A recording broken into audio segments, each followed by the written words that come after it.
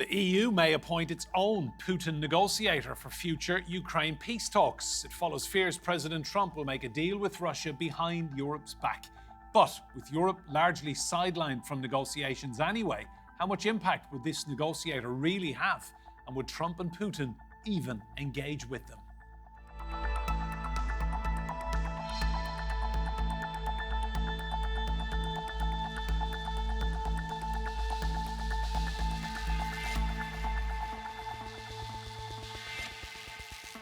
Hello and welcome to Roundtable. I'm Enda Brady. Now, France and Italy are leading plans for a new EU negotiator position. Names already in the mix include the Finnish President Alexander Stubb and the EU Foreign Policy Chief Kaja Kallas. But Europe would need a leader that is both liked by Trump and can work with Putin and Zelenskyy on Ukraine. I think that President Putin would like to make a deal. I think that President Zelenskyy would like to make a deal. Feeling optimistic about a Ukraine peace deal as Donald Trump attempts to end the war. The US has been in talks with Russia, and now a trilateral meeting has taken place in the UAE for the first time since the war began. They were described as constructive by President Zelenskyy, who has been increasingly frustrated with his European allies. Instead of taking the lead in defending freedom worldwide, especially when America's focus shifts elsewhere, Europe looks lost, trying to convince the US president to change. Europe has so far been left out of high-level talks, something French President Emmanuel Macron and Italian Prime Minister Giorgia Meloni want to change. They're pushing for their own European negotiator to talk to Russia, arguing the role is essential to initiate open communication and to protect European security interests and ensure a unified stance on Ukraine's sovereignty. I think the time has come for Europe to talk to Russia too. Because if Europe decides to participate in this phase of negotiations by only talk with one of the two sides involved, I fear that the positive contribution it can make will be limited.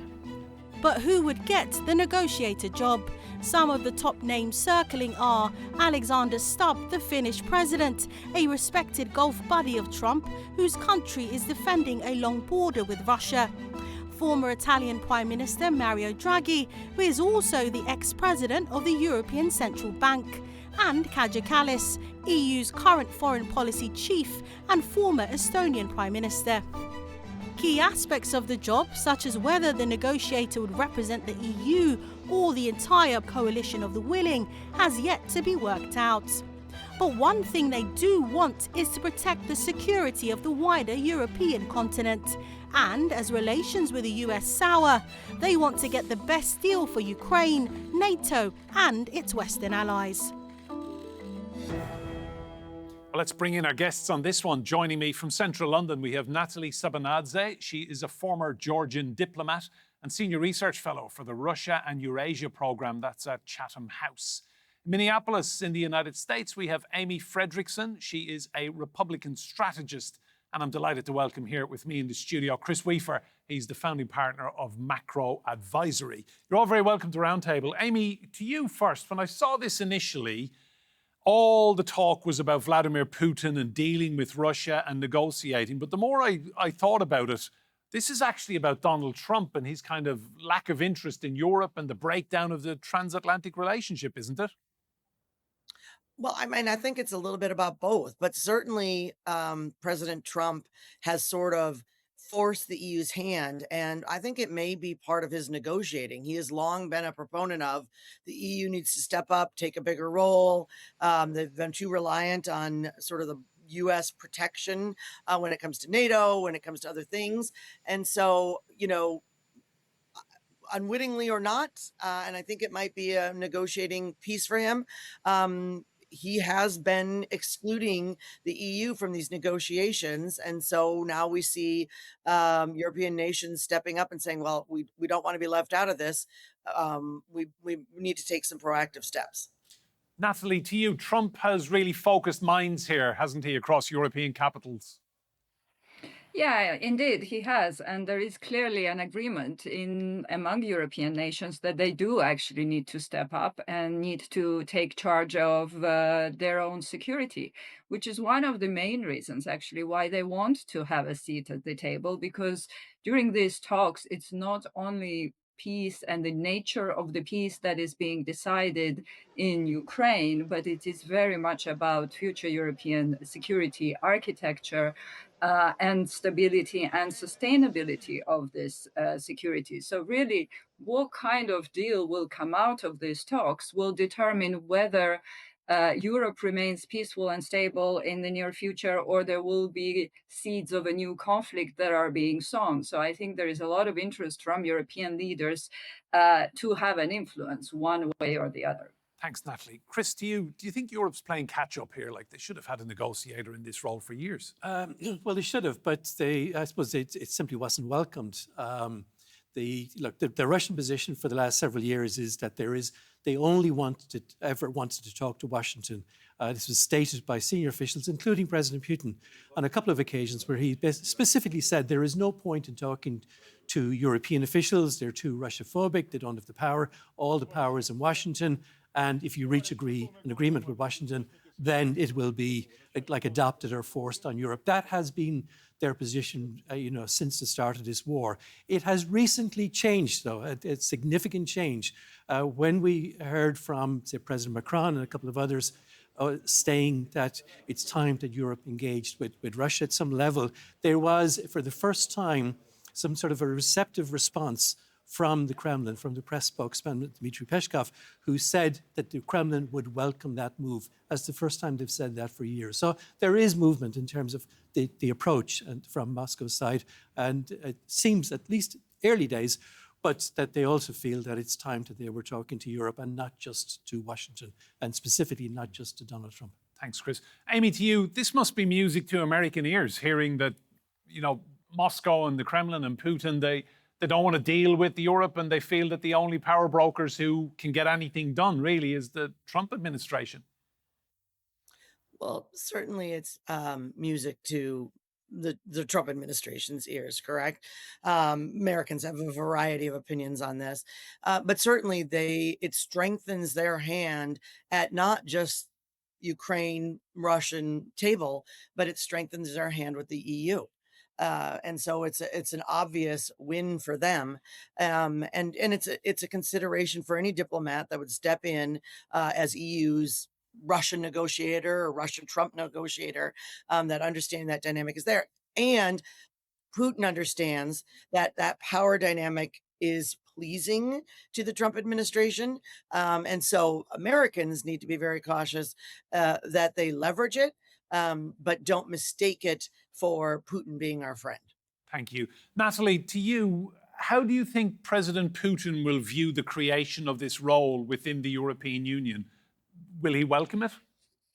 So, as we heard from Chris, there's been a kind of an okay and not from Kremlin. Yes, why not? And there was also a talk from Putin saying that, yeah, well, we're ready to talk with Europeans. It was Europeans that were not interested in talking to us. Now, the question here is about what? EU and European leaders want to discuss the peace talks, and they want to see how this deal will shape up and what kind of impact it will have on Europe as well as on Ukraine. Now, what Russians want to talk about is they've twisted it a little bit and said, well, you can't talk about European security without Russians. So it's very welcome that Europeans have finally understood and accepted that there cannot be European security without us. So we're willing to talk about that. We have always been asking and interested in talking about future of European security architecture. And so basically Russians are saying we want to have a say in that. So this is very different kind of angles, which is why it's not going to be easy for any future envoy. And frankly, it is very questionable whether this idea will come to fruition or not. Chris, to you, for any negotiation to work, there has to be good faith and trust between both parties. That's really lacking between Russia and Europe, isn't it? Oh, yes, I think absolutely, completely. And from the Russian narrative, why they've wanted to engage with, say, Washington rather than Europe is because they feel that the Americans are much less emotionally involved, that they are more likely, to, if you like, to cut a deal, particularly, of course, President Trump is notoriously transactional. And historically, the Russians like to deal with Republicans anyway, because they feel that they're more transactional, whereas the Democrats are more ideological and therefore more difficult. So, yeah, for sure, Russia is focused on Washington for that reason.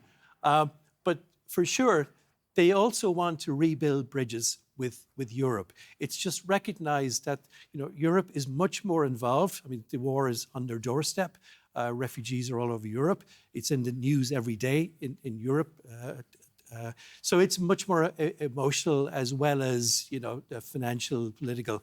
And it's recognized in Moscow that even though I believe that they would like eventually to rebuild relations with Europe, to have open borders, more trade, it's going to take significantly longer to achieve that with Europe than it can be with the US. So the US is the first step, and that's why they're focused there. Chris, do we seriously think Vladimir Putin will sit down with someone from the European Union who is not a statesman or a woman or a president or a prime minister? Difficult. In that role. Yeah, look, that's a difficult question to answer. What I'm getting at is he likely to just put in some assistant deputy minister, someone way down the food chain? It really depends on who the person is and what power that person have. If it is somebody with gravitas, somebody with stature in Europe, that can lead negotiations, then yeah, I think there's why not? Why wouldn't Putin meet with them? But that person must be somebody who clearly has the ability to negotiate. If it is somebody that is just coming to deliver a message on behalf of Brussels and needs to go back to Brussels or to to check the next, what can he say next, then for sure that person is not meeting with President Putin. It must be somebody who has that ability, if you like, to negotiate. Thank you. Amy, that's a very good point, isn't it? I mean, we see Steve Witkoff traveling all over the world, even the president's son-in-law, Jared Kushner, appearing and attempting his hand at diplomacy. Whoever gets this job needs to be a serious politician and to be taken seriously. So pleased to see you. That's right. If you're going to live with the wolves, you need to howl like one. I do think there's two things. This needs to be a unified EU that sends someone that does have power to negotiate. I couldn't agree more. And it's going to have to be somebody that also has great respect in America to be successful. And so there are a few folks, I think, in the EU that match that resume, but it's a tough one and it's a tough job. Just on that point, Natalie, let's talk about who is in the running here. It needs to be a strong personality, as we've all agreed and heard. Kaja Kallas is one name that is mentioned, EU Foreign Affairs Chief. She is from Estonia. She is a Baltic leader, and she has been very outspoken on Russia. How would her appointment go down, do you think, in the Kremlin? To be honest, I don't think Kaja Kallas needs to be appointed as a special envoy. She already is EU's foreign policy chief, so she can take that role if she has full backing of the council, which is basically member states. Now, this position is a very complicated one because, as colleagues in the studio have said, the person has to be high-ranking, has to be reputable, has to come probably from a bigger state, bigger European state. And the question is this person going to represent EU, which is what Kaja Kallas would be, or would it be bigger than EU, Europe at large? Would it represent coalition of the willing? And here you have UK, you have Turkey, it's much broader. If this person is outside of the system, so if it's not Kaja Kallas and is a high-ranking person, it in a way questions her authority as well as that of the President of the European Commission. So I don't see that they will be in favor of this. On the other hand, if there is a lower ranking person who reports to Kallas or reports to the commissioner, then it would be not acceptable, probably neither for Russians nor Americans. So, and in addition, this person has to have a very strong political backing. Now, Russians have been skeptical about engaging with Kallas, and Russians would actually prefer, and I think that's another reason why Europeans will have to be careful about it, will prefer to have someone outside of the EU, precisely so that they showcase the fact that the EU is politically impotent and that they sidestep EU. So that in many ways will put Kallas in a difficult position. Thanks, Also, Natalie. I want to get back to Amy. I just want to get back to Amy quickly. Amy, another name in the frame is the President of Finland, Alexander Stubb, who has made a great deal of playing golf with President Trump, golf diplomacy, building a relationship. Do you think that is someone who could be in the mix as well? I think it's possible because I do think particularly if the UK has not got on board, then making sure that it's someone that can equally negotiate with Putin, but equally negotiate with the US and has respect and sort of a sense of, because besides Putin feeling that the EU has been impotent in these discussions, that's a concern for Americans. I'll just be blunt. That's the Trump administration, I think, has been very clear on that. And so finding someone that has that ability to be diplomatic with the Russians, but also has the trust of America is very key in this position. As you said, I think we said at the top, this is originally a Russian negotiator, and the EU is quickly realizing that it's a US negotiator as well. Amy, just while we have you, and I know you have to go shortly, how do we get to a point where America starts viewing European leaders as strong again, and we stop hearing this rhetoric from Trump about Europe being weak? Well, in part, this is the Trump administration rhetoric specifically, correct? It wasn't the same under President Biden. And in a few years, that won't necessarily track. But there's a highly popular notion that through NATO, through the EU, that our European partners have not been true partners, setting aside some notable examples of specific countries. And so I think this is a good step. That's why I actually think that whether he did it intentionally or not, this is a move that the Trump administration will respect. But it has to be someone that comes in strong. It has to be someone that has the backing and can actually negotiate, not have to, I think what he said, run back to Brussels to check in to see if this is okay. It really does have to be someone that's empowered. Amy, who do you think Trump would like to see out of all the European leaders and all the names you've heard? Yeah, no, I think Finland's a good one. I actually do. I'm not on that campaign. I wouldn't, deem to be, the person to know all the resumes, but certainly someone in that mold could be someone. I think France is a little bit hindered in this. Macron has been, there's been sort of a bumpy relationship. So, and I also had heard Italy. I'm not sure that that's the right perspective either. Amy Frederickson, thanks so much for your time on Roundtable today. We will bid you adieu. We know you have to go to a prior meeting. Thank you. Chris, to you, how important is it that the EU gets this right now? We've heard all the names in the mix and in the frame, but it has to be the right person. Well, look, it's something that needs to be done right, and clearly it needs to be the right person to engage with Russia for the longer term. But I think given kind of everything that we are being told, for example, President Trump said that the negotiations are down to one issue. We don't know what that is, and we don't even know if it's true. There's a sense that we are getting close. So it's very likely that if we are going to get a deal, now, clearly it's binary. We got to get a deal, in which case the war, the fighting ends in the next couple of months, or it collapses and we're looking at it for at least another, the rest of the year. I think we're at that point. And the Russians know this as well, sorry, not to digress. But one of the reasons why they also are, I think, engaged in this process is that they really, from what I hear in Moscow and I see, they want a deal, and for a couple of reasons. One is that the economy is not as strong or as robust as they would like it to be. budget's under pressure, additional sanctions from the US could tip it over and you could have a financial crisis. They want to avoid that. They also worry about the lack of predictability of President Trump. So right now, and for the last year, Trump has generally sided with the Russians in that he has not hit them too hard. He's not been too aggressive. He's met with Putin. But everybody knows that could change in a heartbeat for all sorts of reasons, perhaps a deal with Europe, a deal over Greenland.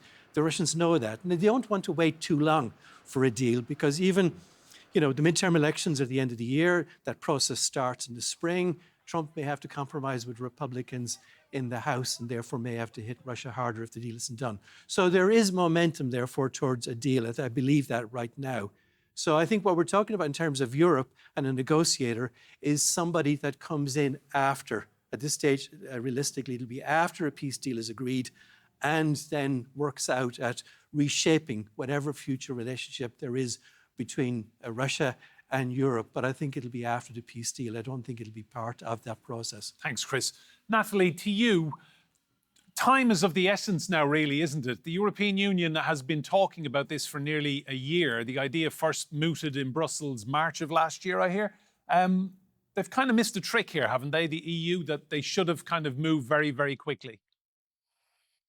Well, I mean, there was a background here. So in the beginning, EU and the US stood together, right? Under Trump, Biden administration, there was a kind of a joint front. It was aimed at diplomatically isolated Russia and putting pressure on Russia through sanctions. The sanctions part holds, but diplomatic isolation no longer.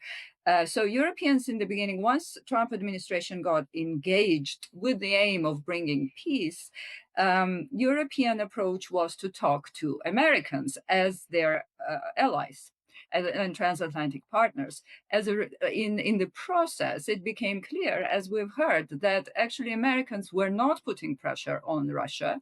And the Trump administration came up with several very favorable proposals for Moscow, which I find it very surprising that has been rejected up until now.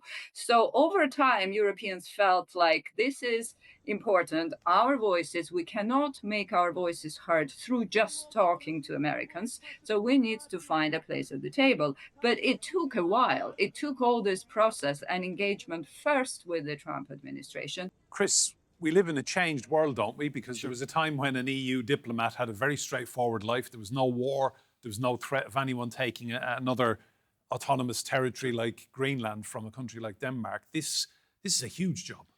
Well, yeah, we've seen it building up since President Trump came back to the office a year ago. I think the definitive moment was the publication of the the revised National Security Strategy document, which was published in early December. I think that has changed the world. And of course, we've heard President Trump and others referring to the change in what used to be the Monroe Doctrine, now the Donroe Doctrine. But essentially that document, when you look at that document, and I know from talking to people in Moscow and also in Beijing, they looked at that document and their conclusion is that the US has said clearly that the Americas are its sphere of influence in terms of trade, economics, as well as security.